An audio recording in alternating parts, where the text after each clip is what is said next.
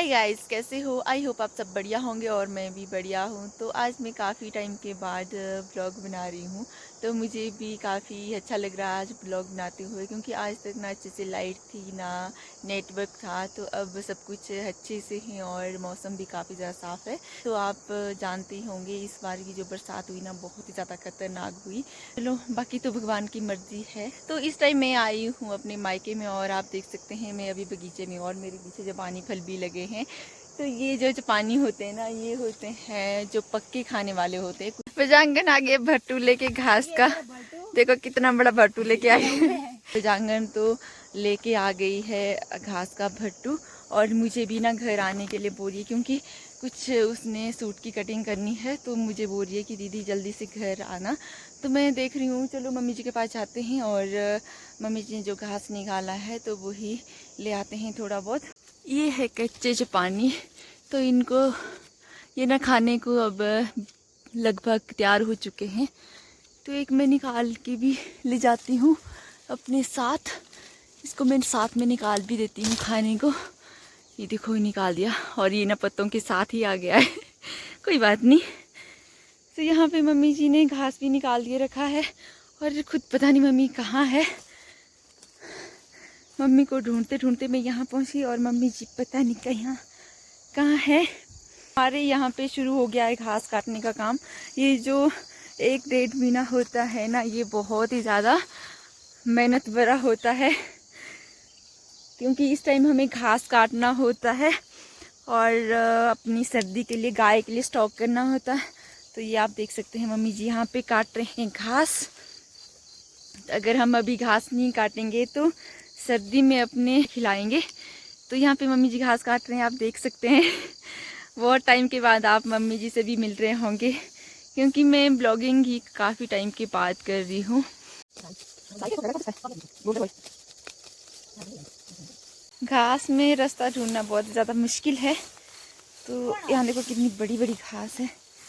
सेब के पेड़ खाली हो चुके हैं, और कुछ कुछ ये देखो ग्रीन एप्पल, और इनकी शक्ल आप देख सकते हैं कितनी ज़्यादा ख़राब हो चुकी है। तो इस बारी के सेब कुछ ऐसे ही थे। हाँ देखो अभी भी नीचे कितने सारे सेब गिरे हैं।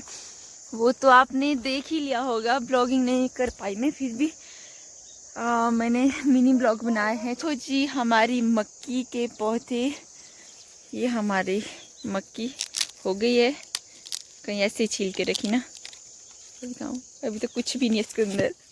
अब चलते हैं घर की ओर, और साथ में मैं एक सेब भी लेके आ गई हूँ। यहाँ आप देख सकते हैं कि हमारी सेब में ना फूल भी आ गए और पत्ते भी आ चुके हैं। और पता नहीं भगवान इस बारी डबल फसल दे रहा है, क्या कर रहे हैं। और अभी तक देखो पूरे सेब उतरे भी नहीं है पेड़ से, और यहाँ पे पत्ते आना और फूल आना स्टार्ट हो चुका है।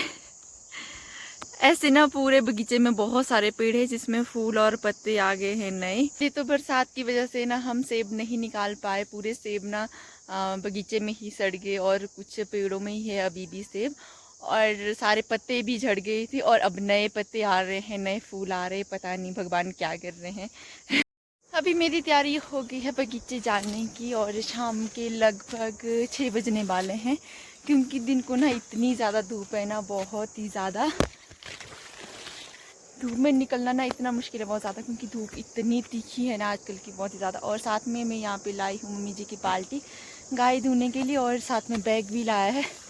पापा जी यहाँ पे घास इकट्ठा कर रहे हैं जो सूख चुका है, और उसके बेडू भी बना रहे हैं साथ में। तो अभी मैं ये बाल्टी रख देती हूँ यहाँ पे, और खुद चलती हूँ बगीचे की ओर ये थैला लेके। तो मैं थैला लेके क्यों आई ये मैं आपको बताती हूँ। और पापा जी यहाँ पे घास इकट्ठे कर रहे हैं, और इतना सारा घास इकट्ठा कर भी लिया है।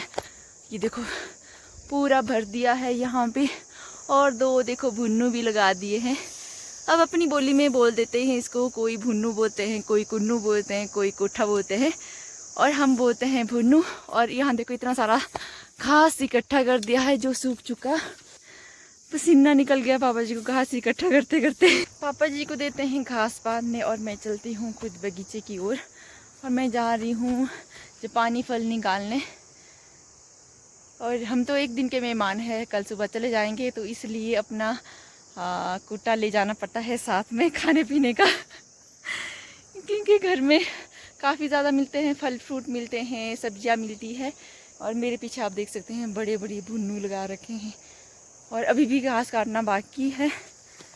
तो चलो, ये जो टाइम होता है ना बहुत ज़्यादा मुश्किल होता है, घास काटना 1-1.5 महीना इतना ज़्यादा मुश्किल हो जाता है ना, बहुत ज़्यादा काटना तो पड़ेगा, तो क्या करना, फिर सर्दी में हम अपने जानवरों को क्या खिलाएंगे, तो इसलिए अभी हमें कष्ट करना पड़ता है। मैं फिर से पहुंच गई हूँ जापानी फल के पास, तो यहाँ से मैं निकाल देती हूँ जापानी, जो थोड़ी पक चुकी है अच्छे से वो निकालती हूँ। तो ये मुझको ज़्यादा अच्छी लग रही है, तो इनको निकाल देती मैं पहले। तो ये छांट के निकालनी पड़ेगी। और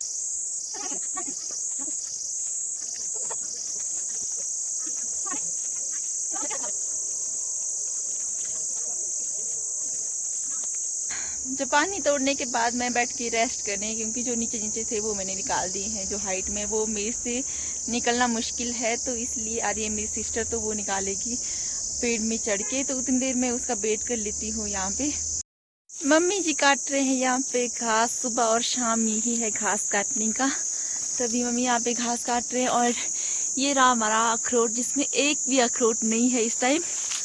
यहाँ देखो कितने सारे अखरोट के पत्ते हैं, इन पत्तों के बराबर अगर मुझे अखरोट मिल जाते ना तो कितना मज़ा आता। बजांगन पहुँच गई अब यहाँ पे जापानी निकालने के लिए, और चढ़ रही है पेड़ के ऊपर, और अपनी बैग भी बना ली है इसने मेरी तो ज़रूरत नहीं है यहाँ पे पकड़ने की, तो ये निकाल देगी यहाँ से फटाफट जापानी। मैं हूँ पेड़ों की रानी ये है पेड़ों की रानी, पेड़ों नहीं, वो फलों की रानी।